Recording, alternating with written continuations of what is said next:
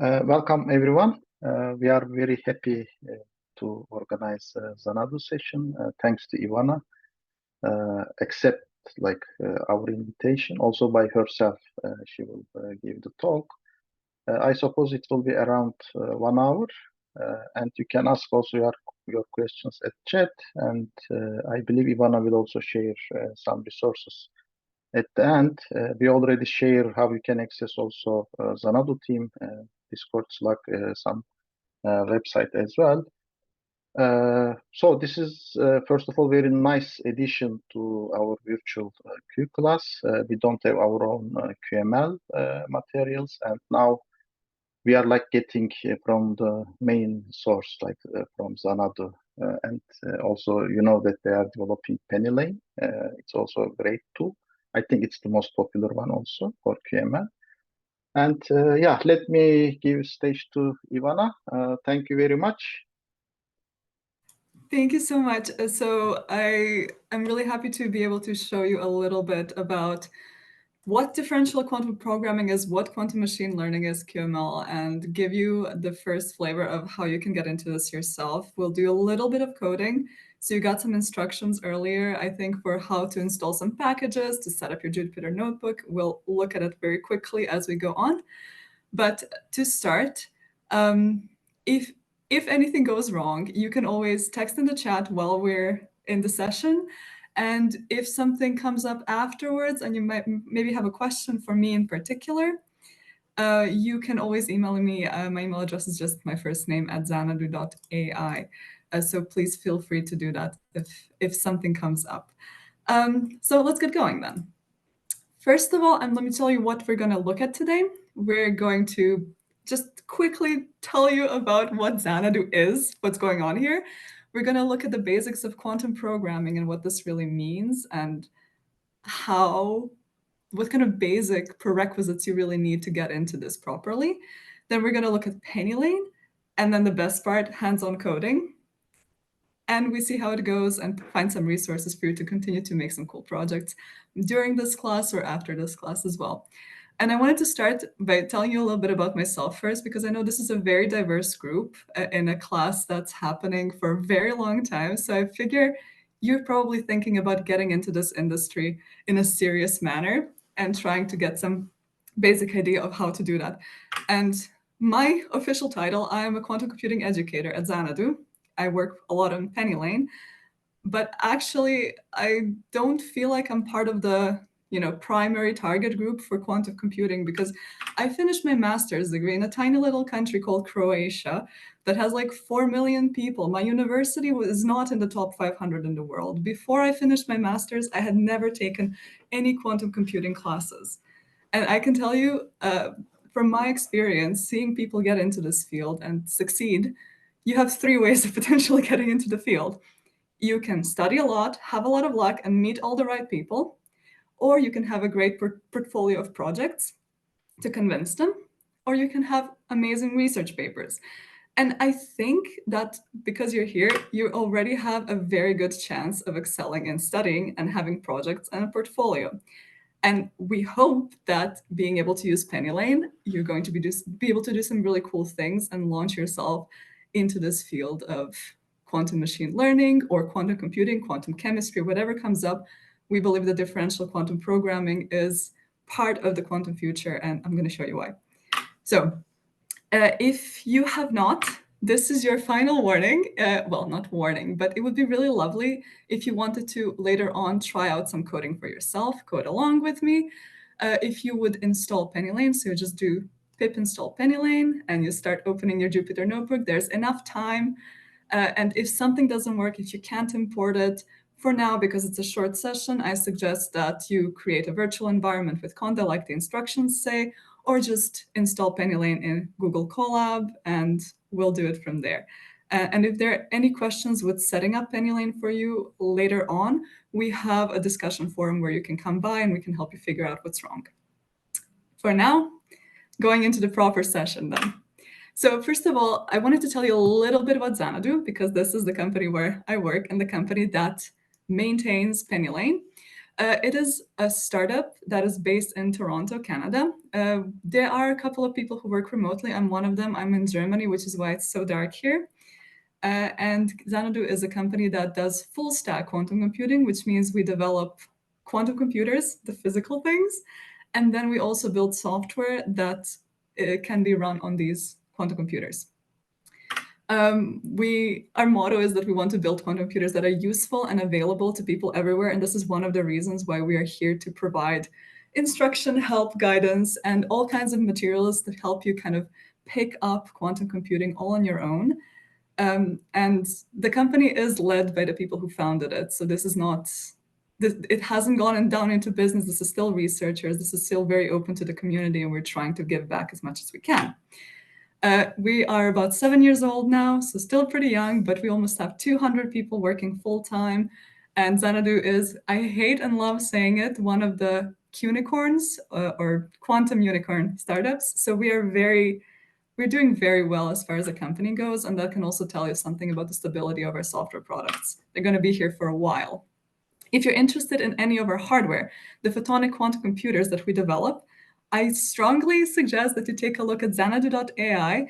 We have some great visualizations and explanations of what kind of architectures our hardware team is working on. And one thing that you might have heard about, although I guess if you're not in North America, you might have missed it as well. In 2022, so last year in the summer, Xanadu became one of the first groups to demonstrate quantum advantage using Borealis, a quantum computer that we developed that worked with 216 squeeze state qubits.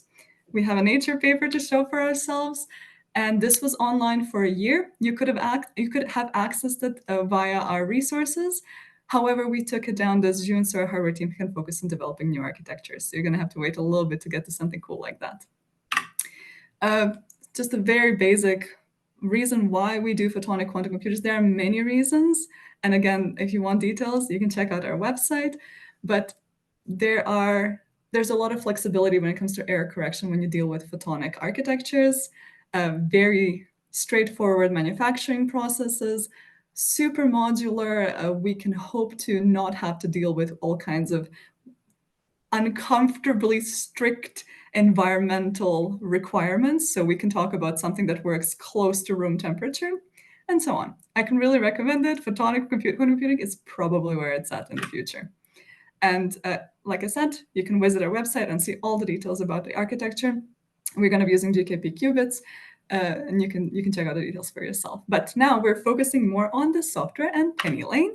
And PennyLane is one of the products that Xanadu uses to develop a lot of the research that we work on. So we have research in a lot of different fields, and you've probably heard of some of our group leads like Juan Miguel Alazola and Maria Schuld, who are working on quantum machine learning, quantum chemistry, architecture, algorithms, and so on. This is just a small selection of our most recent papers.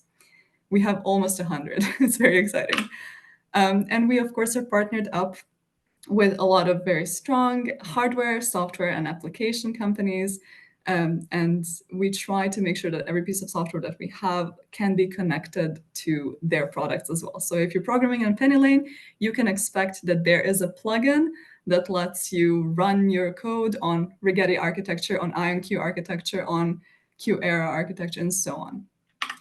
And before we dive into more technical matters, if you are currently looking for a position or an internship, we are hiring. This is just a small selection of our website list. And we also have the residency program where we normally invite fresh master's or PhD grads or current master's PhD students, maybe a little bit later as well, for about a 3-month period, a research stay at Xanadu, primarily for software development, research in quantum machine learning and adjacent fields, but also in hardware. So if you're interested, I strongly recommend it. It is an amazing paid program in Toronto, and you get to do a lot of really cool things. So here is why we're all here together today, quantum programming. I don't think you've touched much upon this topic during the course. You've mostly been doing quantum theory, right? Quantum computing theory. So when you see something like this, I know there's about half of you who are from computer science, but other half might have coded a little bit in Python, but didn't really dabble too much in quantum computing, at least not seriously. So don't let yourself be too alarmed by this. We can go from strict basics and you're gonna pick it up in no time. Oh, they do Qiskit. Okay. Well, I think I can show you why this might be useful for certain applications too. We're not going to go through the basics then. I think you understand what kets and bras and 0 and 1 states are. If somebody wants me to slowly explain, please post in the chat. Happy to do that. They know the basics. Excellent. So let's see. We know that gates are unitary matrices. You know what the gates look like, right? So if I asked you, what does an Rx gate look like, you would know how to tell me? I can see some nods, so that's good. I'm happy about that. In that case, you also know how to deal with quantum circuits and gates, and we don't have to go through that. Perfect. Straight on to PennyLane. So why would you want to use PennyLane if you're already using Qiskit, if you already know kind of what you're doing with quantum programming? Well, the thing about PennyLane is this is a quantum computing library, quantum programming library that is focused on differentiability. So what this means is, don't quote me. I mean, you're going to quote me because this is a recording, but if you take machine learning and you take quantum programming and then you mesh them together, PennyLane gives you a really native way of doing, implementing variational quantum circuits. Now, what this means in practice is that you can train quantum computers like you would train a neural network. You can also create really powerful variational circuit hybrid algorithms. And this is, of course, an open source library in Python, just as many others. We are, however, very happy to say that we are fairly popular and doing very well, and our development team has been growing a lot over the years, which means the type of product that we can offer for users is amazing as well. I mean, I say product and users, but that's not it. This is for the research community primarily, and for people like you who will be developing cool new projects in the near future. Because one of the main things that we do, like I mentioned, this is a company, Xanadu company still run by physicists and software developers. Users are really at the center of what we do, and we try to develop the type of tools that we would need for research, that we would need to do cool projects. And one thing that I think is very important here is that we have plugins and integrations with basically any major hardware that's out there. So PennyLane is kind of a one tool fits everything kind of a thing, not just for Xanadu's quantum hardware, but of course for everything else as well. We focus on having, like I said, native ways of differentiating circuits, building hybrid and classical models. We have native JIT compilation, lots of machine learning, I wrote tools and templates, and of course, device independence. Okay, so you might not have been dealing with quantum circuits as something that's differentiable. And you might be wondering, what does that even mean? How are quantum circuits differentiable? Well, those of you who haven't been dealing with, let's say, quantum chemistry in the recent few years, but in reality, if you set up the problem correctly, we can say that everything is differentiable. What does this mean?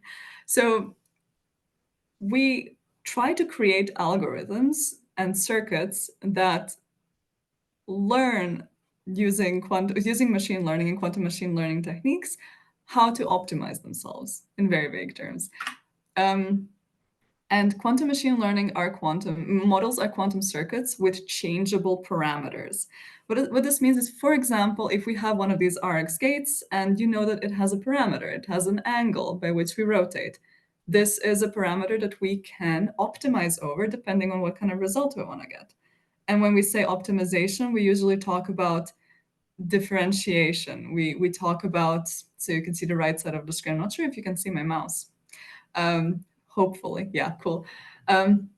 So if you're looking at gradients and how a particular step in your optimization procedure moves along, you can define a problem system that can be solved with a specific circuit. Okay, a lot of theory for nothing, but what you really need to remember is, if you've never dealt with machine learning, and especially quantum machine learning, bringing it down to the basics.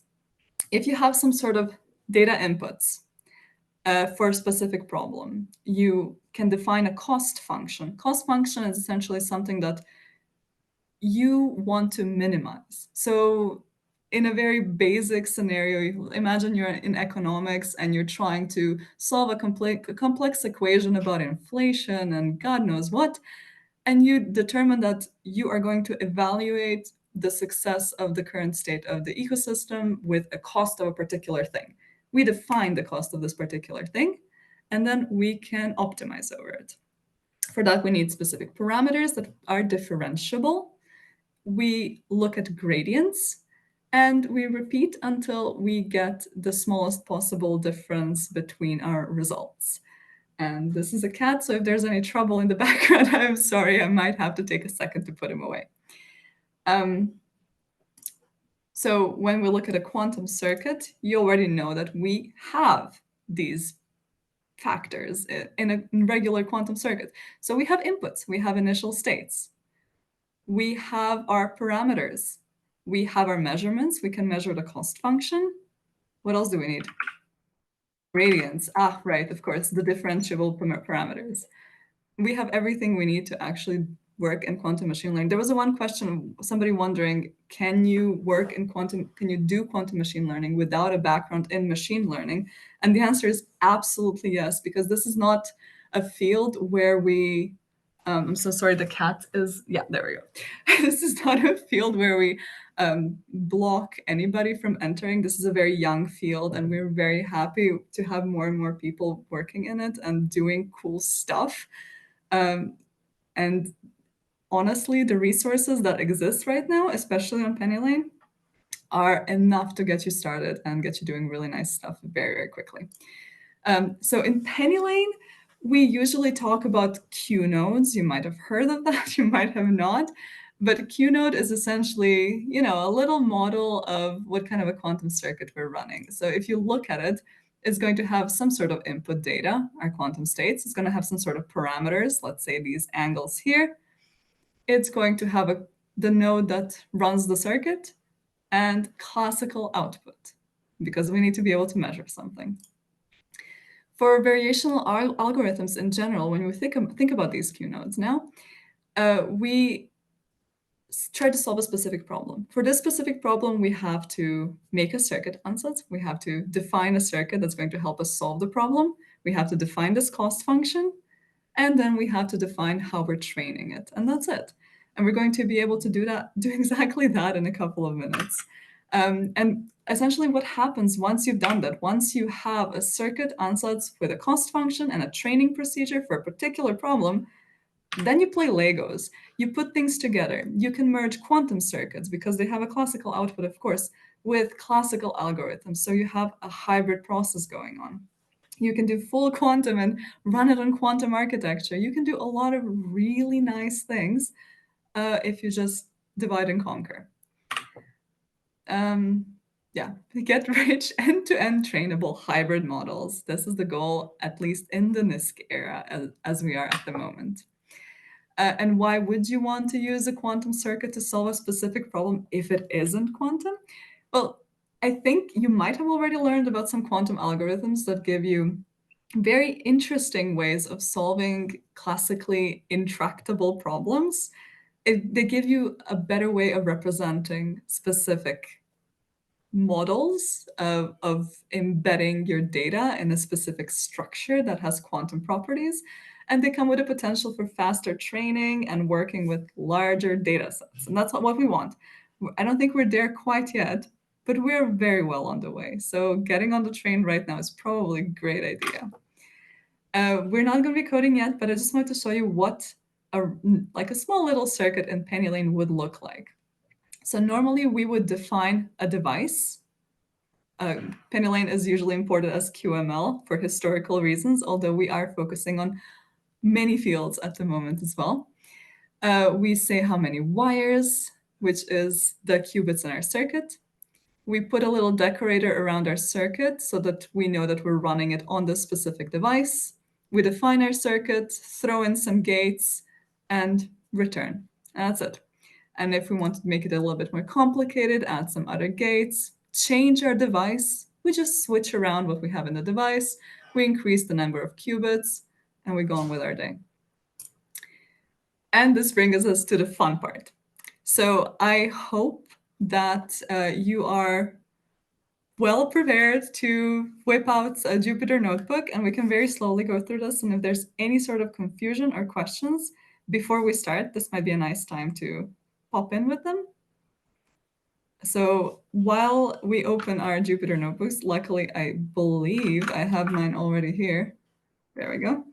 If you do have any questions, please go ahead right away. I would be super happy to make your lives a little bit simpler now if there's any burning confusions. And if not, in that case, I would like to take you on a little journey of how to code in PennyLane in as simple steps as possible. Oh, there is a question. One moment. Can we achieve image classification using PennyLane? Absolutely. So there are various quantum algorithms that kind of mirror the algorithms that we see in classical machine learning that are very well adapted to image classification. I have a couple of links at the end of the presentation, but you can take a look already at convolutional neural networks. I know, silly name, but PennyLane does have a demo that takes you step by step through solving a specific problem using an image data set with them and the theory behind it, of course. Right. So I'm so bad at looking at the chat. Is there a quantum regression? So I think you might find it very interesting if you Googled PennyLane and whatever term you're thinking about right now, you're going to be surprised by how much material we actually have. I think you can have a very nice time looking at one of our demos and learning about the details of it yourself. I think for now, let's just quickly go through, well, quickly. I hope this is a good enough size. Okay, and we'll return to the chat in a bit. Is it possible to do materials property prediction? Absolutely. Currently, this is not as easy as you would imagine because when you do calculations related to materials in general, you're dealing with a lot of degrees of freedom, right?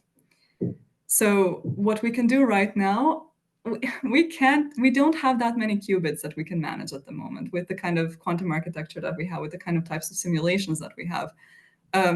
Right now, our practical applications in this field are limited to molecule level. We're talking about quantum chemistry primarily, but the goal really is creation of materials. So depending on what kind of exact application you have in mind, this might be something to look into in detail for sure. So like I mentioned, for historical reasons, we will start by importing PennyLane as QML. So just import PennyLane as QML, and that should do the trick. I hope this is a moment where everybody tells me if something's broken, but hopefully it works.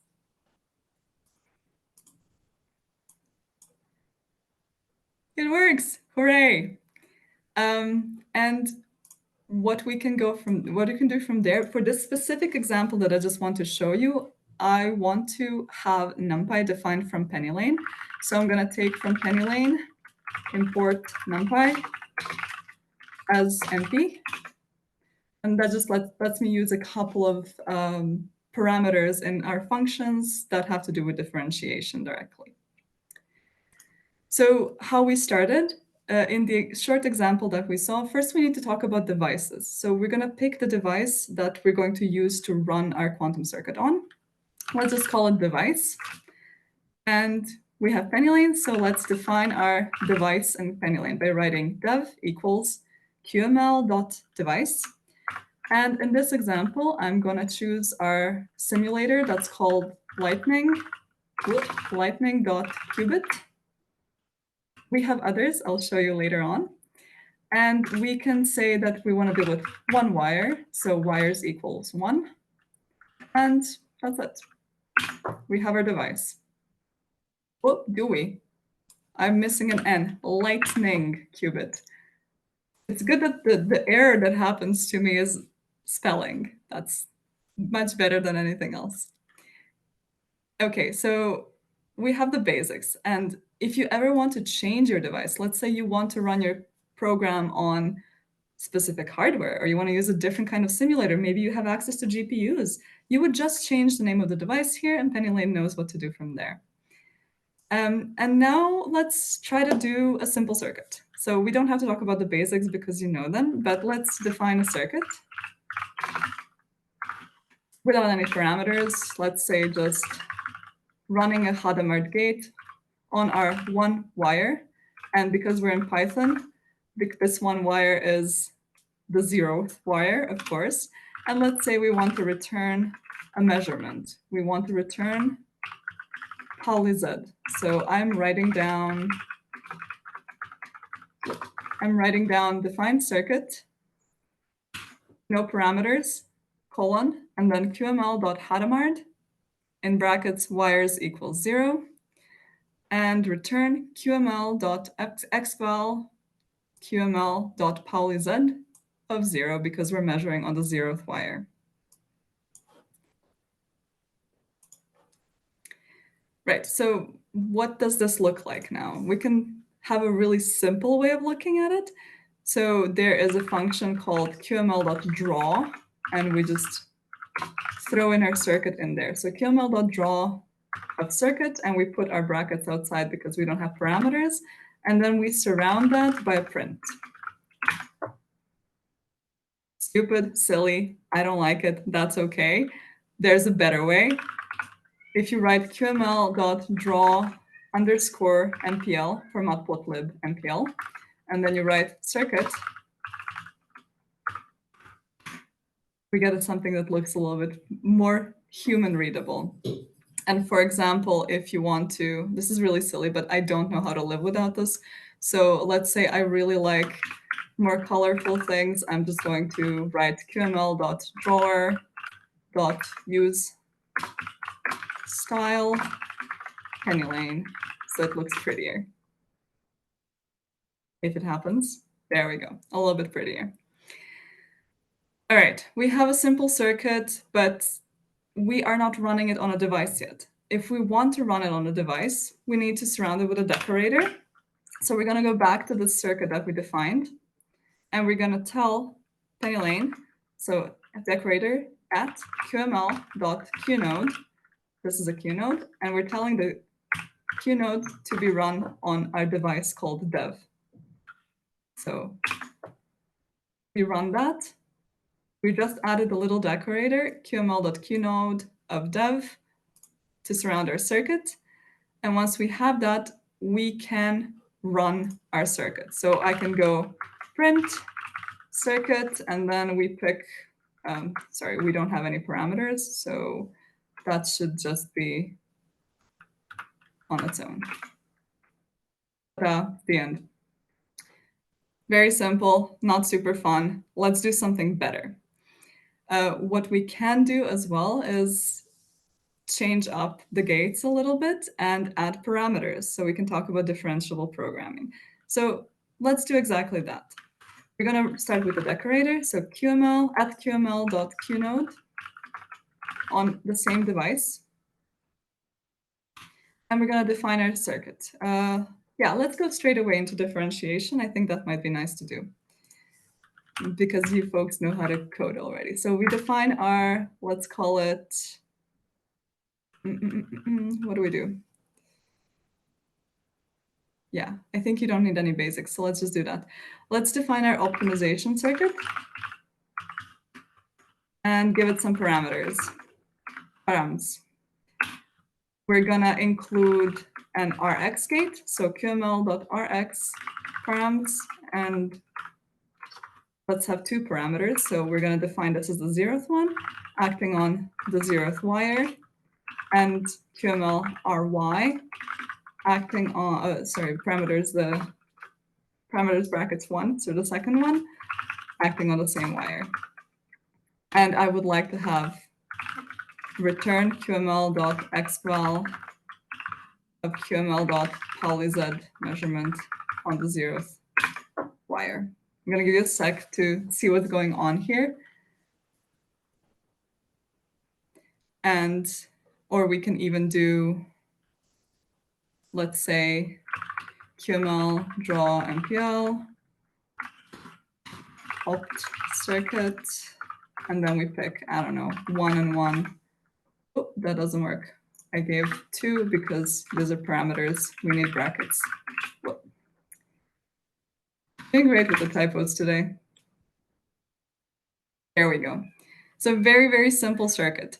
But this is the start of what we need to do, differentiation, quantum machine learning, essentially.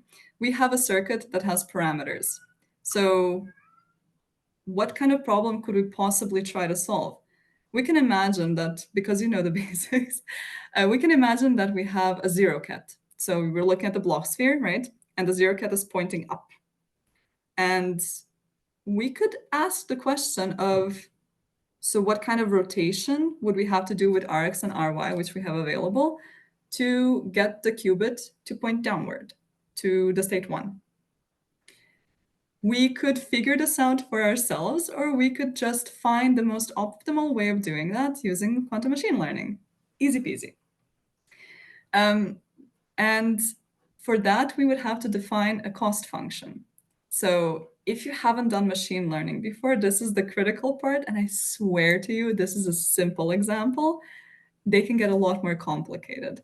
If you think about more complex problems, models, algorithms that do something actually more useful than figuring out an optimal way of rotating a qubit, there are lots of different ways you can think about how to define a cost function.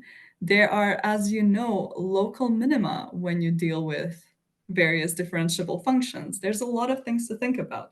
But for a very basic problem, this is all you need. We have our circuit, it has parameters, and we can define a cost function. So I'm just going to define def cost of x, and I'm going to say that I want to return my circuit. So opt circuit of x. And why is that in this case? So we want our cost function to be minimized when we solve a problem. And the circuit, the way I've defined it here, returns the expectation value on the z-axis. The expectation value of the zero ket on the z-axis is going to be 1. Expectation value of the 1 ket on the z-axis is going to be -1, and that's the minimum. And that's what we want if we're trying to rotate from 0 to 1. Pretty simple. And that almost gives us everything we need. The only thing we have remaining that we have to figure out is how we're going to actually differentiate. So gradients are very basic things that you've probably learned in university, in high school. But when you go into machine learning and quantum machine learning as well, there are thousands of different ways to define different methods of gradient use for differentiation for machine learning. So if you have a specific problem, there might be different types of optimizers that deal with gradients in different ways, but in very simple ways, we can choose the type of optimizer we want, and we can choose something really simple. So I'd say we define our optimizer. So I'm writing OPT equals QML. I'm picking the simplest one in PennyLane, which is just called gradient descent optimizer. So I'm writing gradient descent optimizer. And we pick our step size, which we can change later, but let's say 0.1, doesn't matter. This is the simplest definition of how gradient descent how optimizing using gradient descent works. And let's stick with that for this little simple example. And that's about it. We need to define a couple more things if we would like to figure out the details, but we start with parameters. So if I want to see what my potential cost for some parameters is, then I can print a little solution for my cost function here and write, I don't know, 0.3 and 0.7, whatever. Oh, that doesn't work. I forgot the bracket. Okay, this is my cost. If I rotate Rx by 0.3 and ry 0.7. Okay, what if I change this? This is 3 and this is 0.7. Oh, cost function goes lower because our cost function is defined as the expectation value for the z-axis.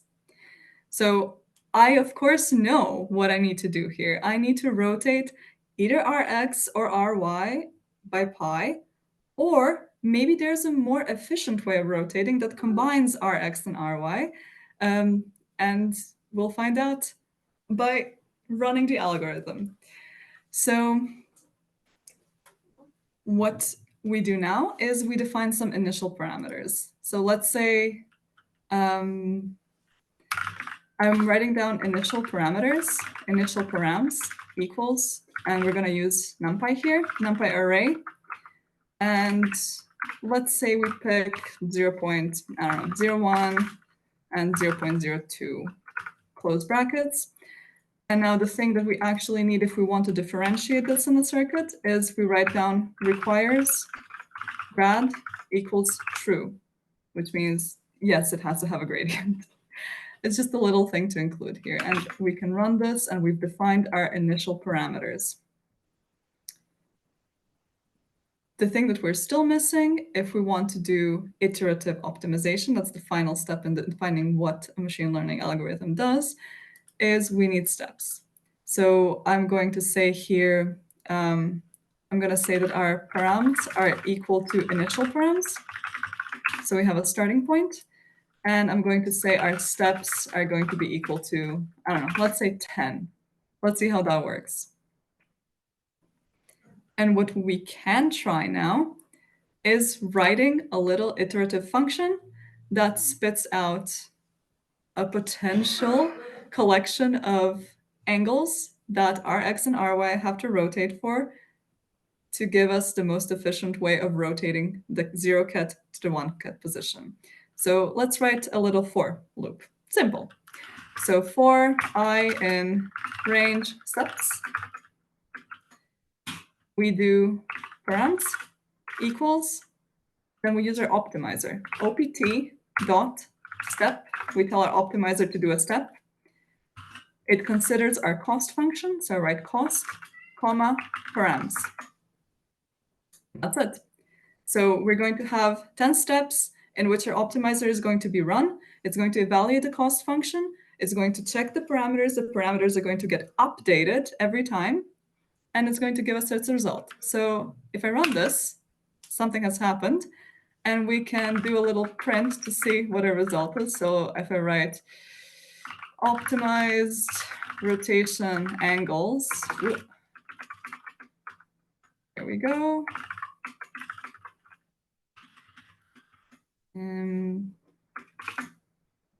And these are the angles we get. So we know that this doesn't seem quite right. We can change this. If I redefine my initial parameter, my parameters, so params are reset to be initial parameters, and I increase my number of steps to, let's say, 100 this time. And I run this for loop again. Let's see what we get. This looks a little bit better, right? It is kind of what we'd expect. We rotate rx for approximately 0, and we rotate ry for approximately pi. That makes sense. So there's a question. So the initial parameters are somehow an initial guess. That's totally it. Yeah, this is kind of the concern that you have when you're dealing with more complex problems in machine learning, because there are these things that we call local minima when you define your cost function. You might pick your parameters they just like keep you. Okay, this is going to look really silly, but imagine you have a function, just, xy function, and your cost function, xy graph, and your cost function is on it, and you have a big global minimum here, and then you have a local one here. But you pick your parameters to start here. There's a chance that your optimizer won't recognize that there's a global minimum here, and it will kind of get stuck in the local one. So this is something that you really need to use some brain to figure out. Oh yeah, thank you for clarifying. So we see the pi here. This is the 180 degrees that switches the 0 ket to the 1 ket. Okay, we can also take a look at what this actually looks like So if I go back into the for loop that we have here, I can ask it to print out our results. So let's not have it print out every single thing. Let's have it print out, or you can. You can just print out the whole thing. Print cost after, and then we're going to add our number of steps here. And we're going to give ourselves the cost. And that should do the trick.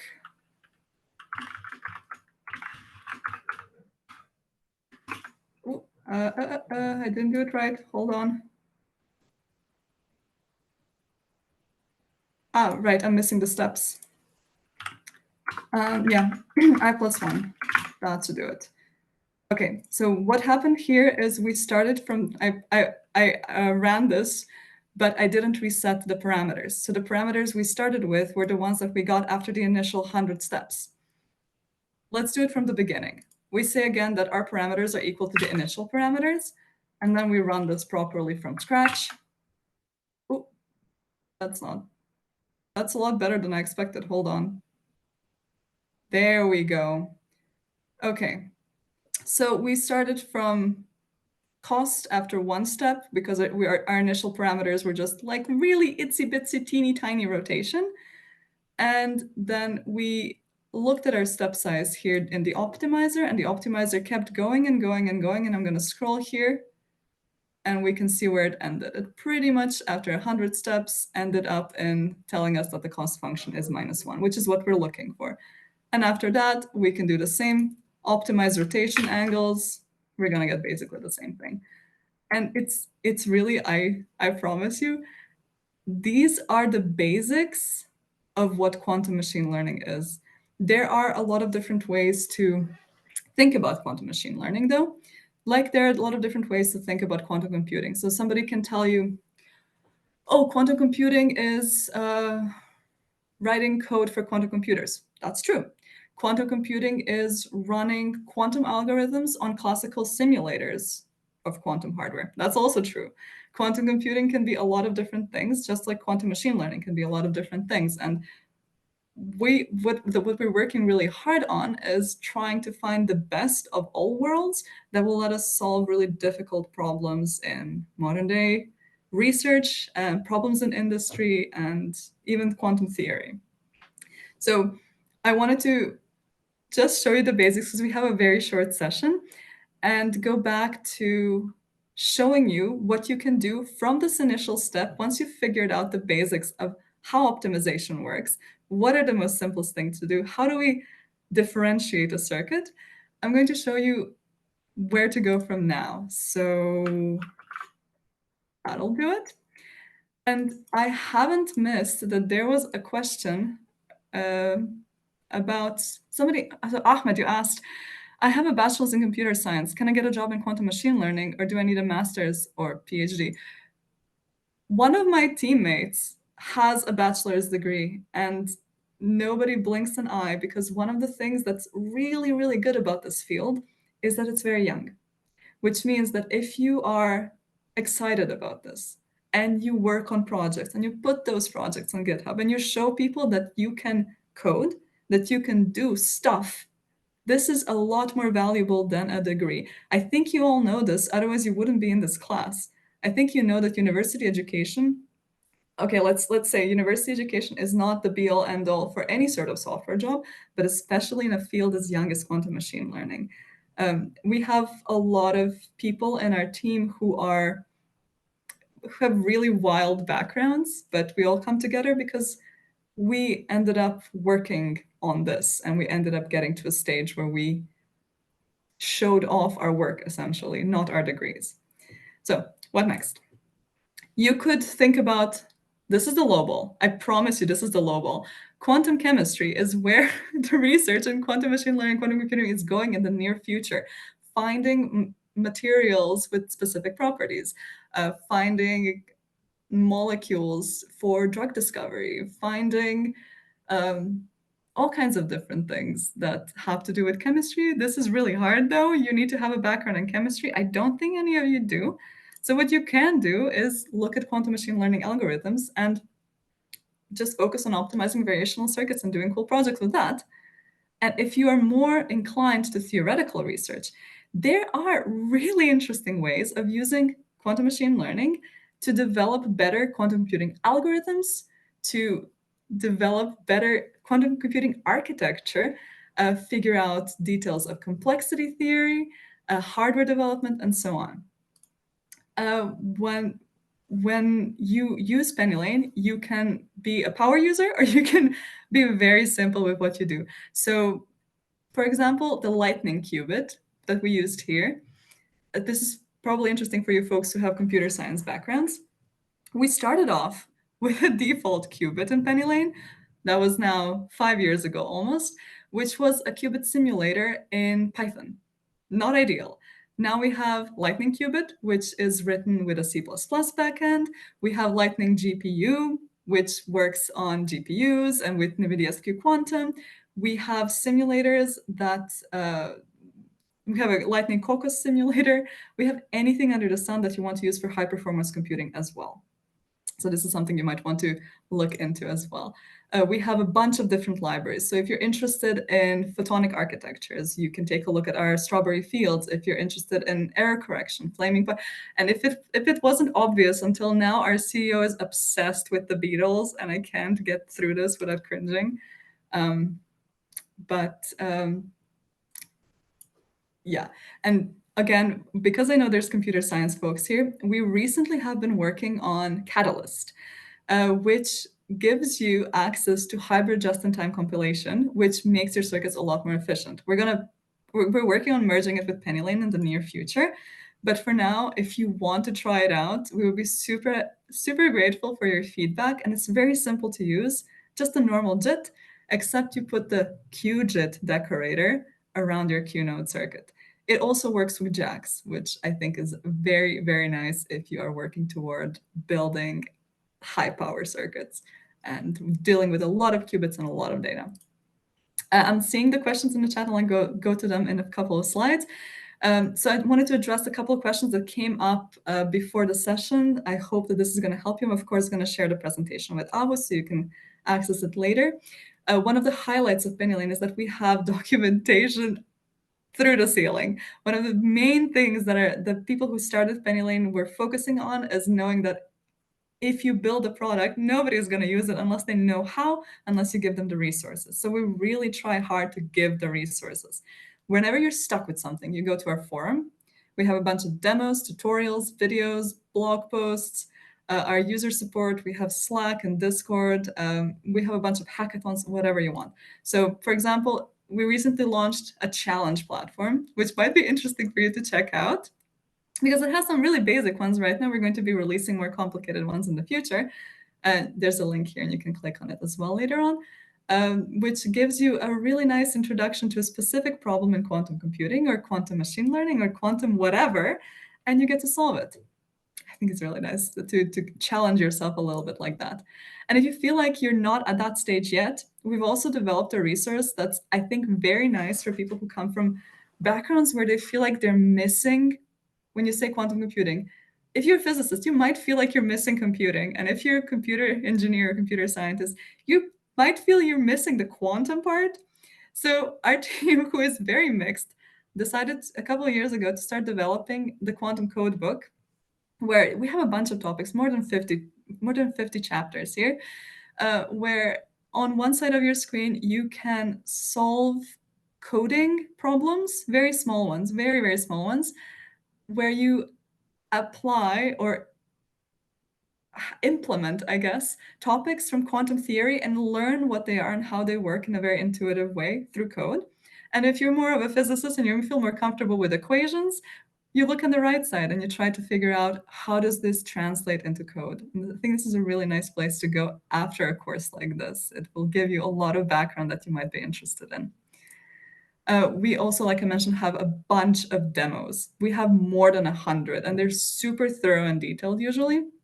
I would so recommend that if you have a topic and you're like, I want to know more about ZX calculus. We have a demo for that. And you can just click on it, and there's a button on the side that says download Jupyter Notebook. You download it, you open it, and you run the code yourself. You change whatever you want. You change your data sets. You have a done product in front of you, and you can play around with it directly. And it's a really good way to learn and to build things on your own without actually having to figure every step of the way out on your own. We have code along videos. A couple of you asked about QWorld. I can really recommend this video from one of my colleagues. And we, of course, have one on VQE as well, differentiation on quantum hardware, a lot of them. We recently launched a PennyLane YouTube channel. So if you are more of a visual learner and like listening to people chat about quantum stuff, it's pretty nice.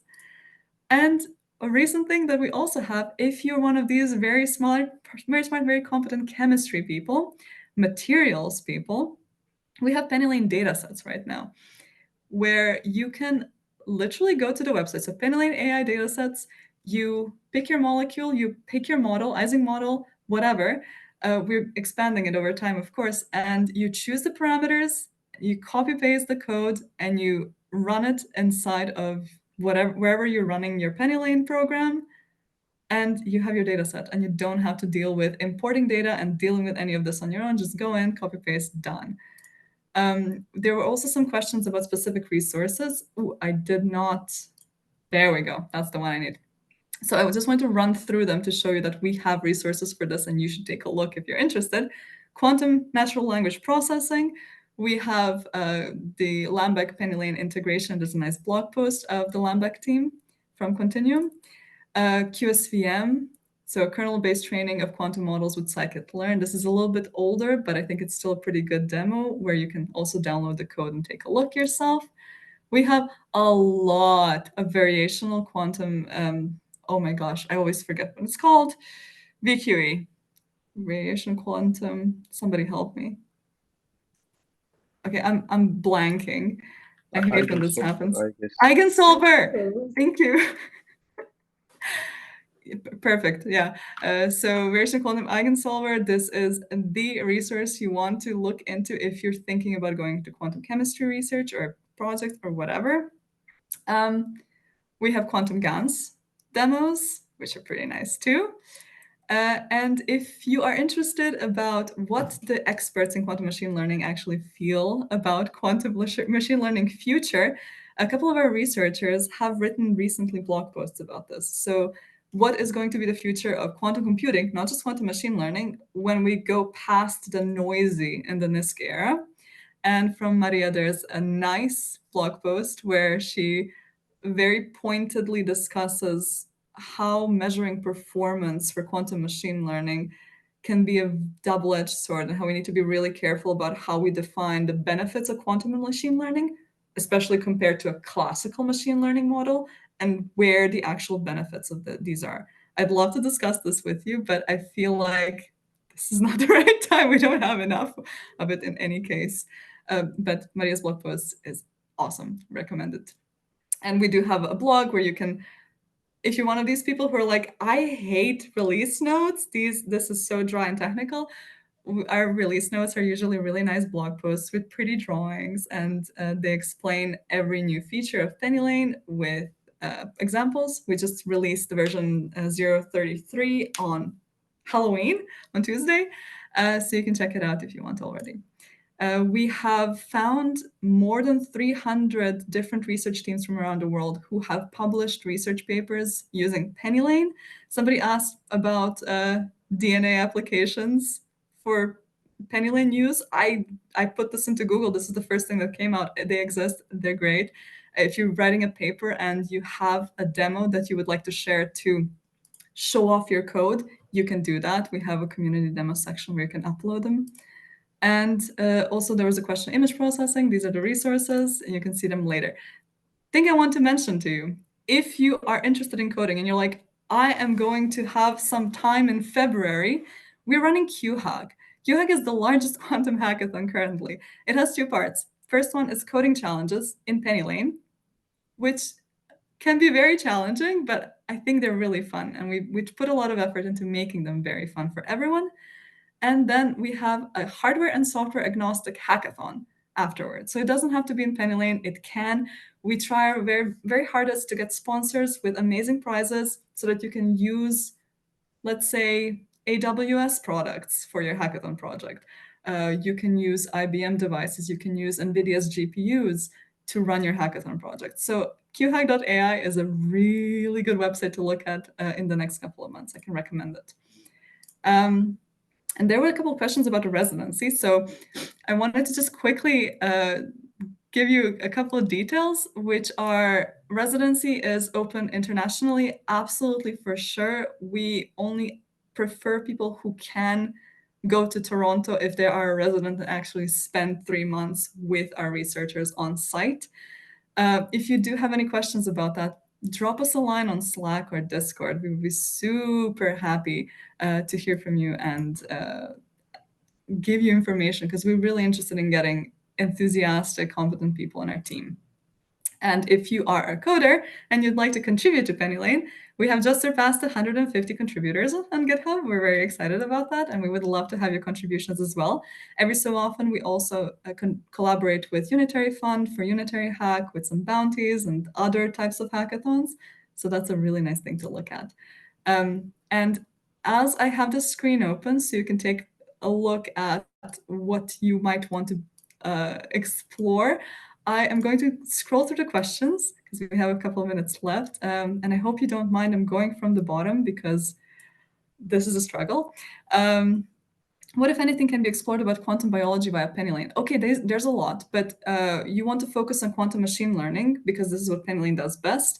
And you would want to look at big data. So if you have, for example, big image data sets, you look at image processing with quantum machine learning. If you have if you have DNA-related research, you have a lot of data. So this is what I would recommend. Are there any research to explain in more detail how cost functions are constructed? For example, if you want to minimize time of a problem, absolutely. We have a blog post about that, how to pick your, how to construct your cost function, essentially. And also, if you're wondering, how do I pick my optimizer? What are these things? We have amazing documentation, how to blog posts, and they can really take you step by step once you're ready to kind of up your game a little. I don't think anybody has done sentiment analysis with PennyLane yet, but if you do, let me know. There might be. I haven't seen it. Thank you, Maya, for the compliments. My team is really excited to provide educational resources. And if you need a particular research and you're like, I don't know how to do this with PennyLane, I would love to know, or there's this research paper, can you explain? Text us, and we will definitely think about it. There's another question. I understand that PennyLane AI supports ion-based superconducting optical photons-based QC hardware. If there's a use case that is best solved on a topological-based spin quantum dot type, okay. So can we use PennyLane on different types of hardware? Yes, we definitely have integrations for quantum dot types of hardware. And this is a difficult question. Which type of hardware is best suited for quantum machine learning use cases and why? Okay, so there are specific types of optimization, the differentiation essentially, that only work on specific types of hardware. And I think this is a very in-depth kind of question. And you're the type of person who might want to look into, how do I choose my optimizer? Because depending on the type of hardware you have, the type of optimization you can do that is native to this hardware may be a little bit different. So I can recommend that. Known advantages of quantum machine learning over classical machine learning. Hard question. I recommend Maria's blog post on that. You're probably going to have fun with that. This is very difficult because, when you say quantum machine learning, it's a buzzword bingo, right? It sounds like potential nonsense to people who might be from the outside. They're like, oh, is this like more buzzwords and nonsense? But we're very lucky that the people who are actually working in our team on quantum machine learning research are very conscious of potential pitfalls and problems of QML. So whatever they have to say about the field, I can really recommend it. They're very critical about it and trying to develop in a healthy way. I I think quantum machine learning algorithms, if you're looking for cool ones, look at our demos. We usually introduce demos for very cool new papers, so you might enjoy that. And do you require a lot of experience for master students to join the residency program? Yes and no, depends on the field. There's residents who can join education teams. There's residents for software, for algorithms, for research, for anything. What we really like seeing is we want you to show off your projects. Demonstrate that you can do something cool so that we're going to see a bunch of CVs, hundreds and hundreds of CVs. And if you link to your GitHub profile and it has projects and they all have wonderful readmes and we can download the files and run them and be like, this is commented, we know what's going on, and it's a very cool project. This is a lot nicer than just getting an application, and it definitely puts you forward, and it's like one secret trick to getting further along in any application process for software. And I think we probably have time for the two that are left. Is QML that you're working with supervised or not?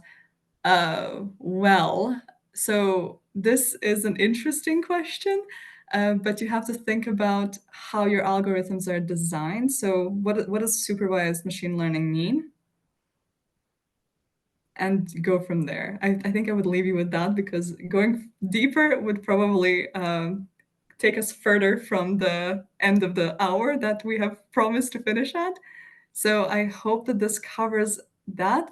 Like I wrote, we have our Slack channel, Discord, our discussion forum, GitHub for issues or feature requests, whatever comes up. We're super happy to hear from you. We're developing this for the community, and we would love it if more people would use the stuff that we create to do cool things. So that's it from me, and I think Abu, you can take over. Yeah, thank you very much. It was very, very nice. A lot of resources, also a lot of questions with answers. So we record the meeting. We will also share in the Q class. Also, we put it publicly. I believe some 100 people also will watch it. Today we just hit almost 70. It's also good. Yeah, amazing session. I agree to our participants also. Thank you very much to Xanadu. Thank you very much to Ivana. And if you have questions, yeah, you can check Xanadu's channels also. Yeah, there are a lot of resources you can check. Yeah, thank you very much. And I'm also joining in to say thank you all for a lovely session. I wish I could answer more questions in more detail, but it's a short one. I would love to connect with you folks. If you do have questions, we're always happy to answer them. And I think we're really happy to be able to participate here. So thank you, Abu, for having us and for letting us show a little bit about PennyLane and quantum machine learning.